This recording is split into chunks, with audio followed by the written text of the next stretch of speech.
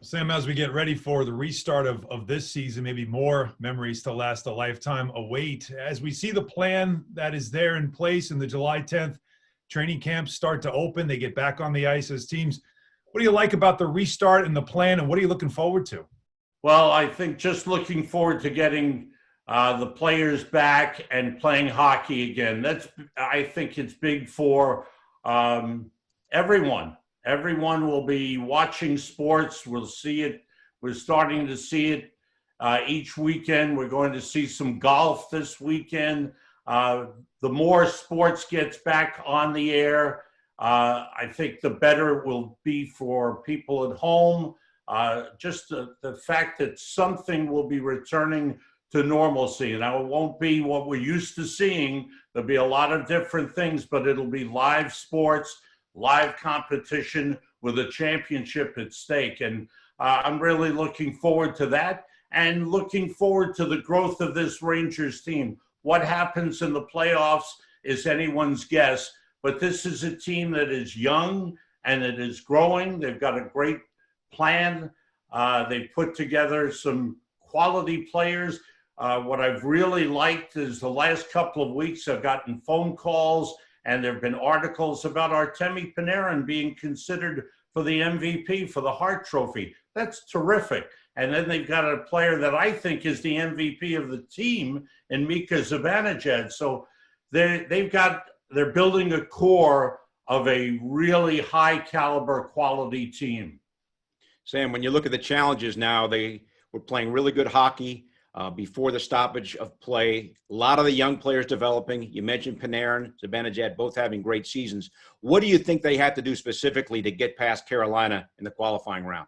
Well, as I think we all know, the Rangers have had great success against Carolina in recent years.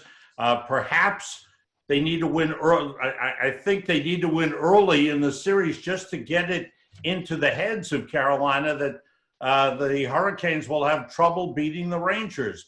And I think that will extend the confidence, but they've got to it's going to be very hard to get those competitive juices back. There won't be fans in the stands, but I think these players, there's a lot of talent there. Philip Hedl, Capo Caco, we're looking for growth with those young players, but basically it's going to be those key players that we talked about. Panarin, Zibanejad, Chris Kreider will be healthy. That's going to be a big factor. But the defensive players, and Adam Fox is going to be very important. Tony DeAngelo, it's going to be get ready to play. It'll be important to come out strong, come out fast, win game one, and that could set you up for a nice win and a move on in the playoffs. Sam, one thing a lot of the fans don't know about you is that you travel with us. You know, you're on the plane with us, you're on the bus with us, you're one of us, you're a part of the team. And we love that. Our relationship goes back many years. Now, seeing this Ranger team as young as they are, the youngest team in the league, the Rangers were able to keep their team culture through the rebuild. What could you share with us that you've seen from just the team concept off the ice? Well, I think one of the things, Steve, is when you have a young team, you have a player like Capo Caco, who was 18 starting the season, now 19, Philip Hedl at 20. You're seeing the maturity, the guys accepting the young players. There's no put downs. I think you love to see the interaction between the veteran players who've been around for a lot of years, who, they talk, they fool around, they kibitz a little bit, but it's the guys in the middle who've been there 3-4 years. They help the transition. They go to the younger guys.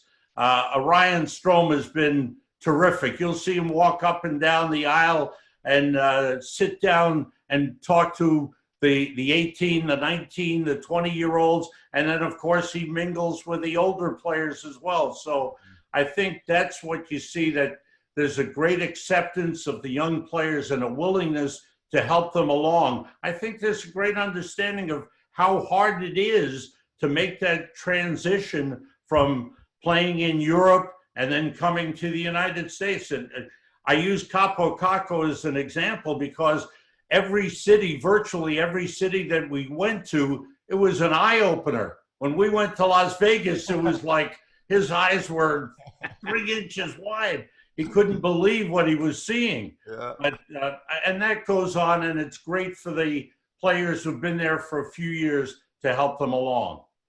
Sam, let's talk about you here for a minute. In your Hall of Fame career, you've called just about everything and every type of venue possible and have seen a lot of things, but this is going to be different.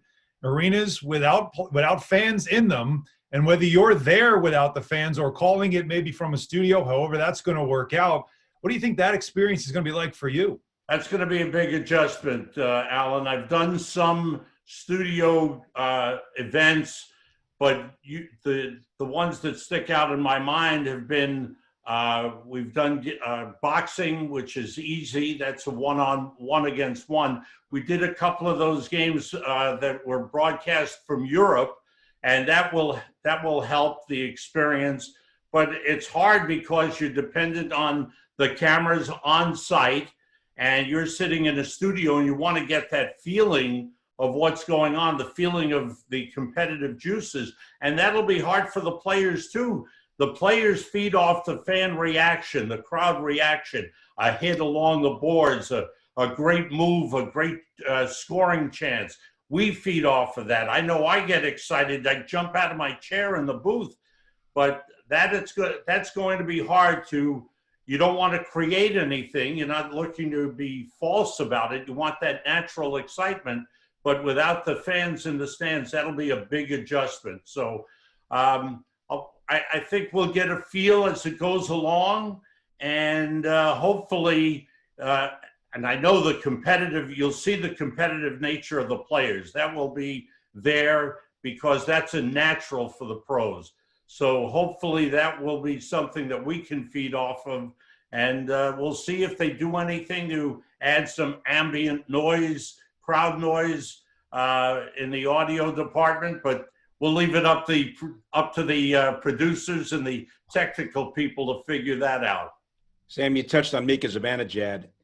41 goals in 57 games. Coming up in our next segment, we're going to talk about how he might be a model for the Knicks' R.J. Barrett in taking the next step to becoming an elite athlete.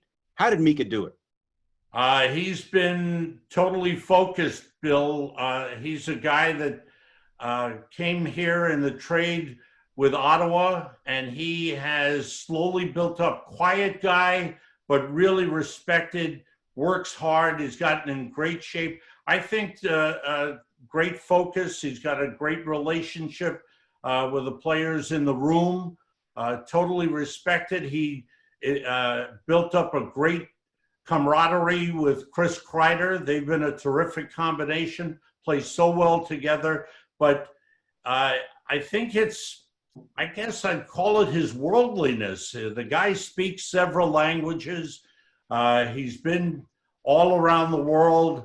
And so young players coming in from different countries, it's easy for him to adapt. And growing up in Sweden, he's had a great international background. He's a special person, and it's been great to watch him focus on the game and understand what it takes to become a great player, and he's done just that. Sam, it is so great to see you. Thanks so much for joining us, and fingers crossed that we get to see you in person really soon. Can we do this every night? It'll really make me feel good. Absolutely. Absolutely. You want a Zoom locked-in reservation to the MSG 150 at home presented by Chase? You got it. Great to see you guys, and we'll see you soon in person.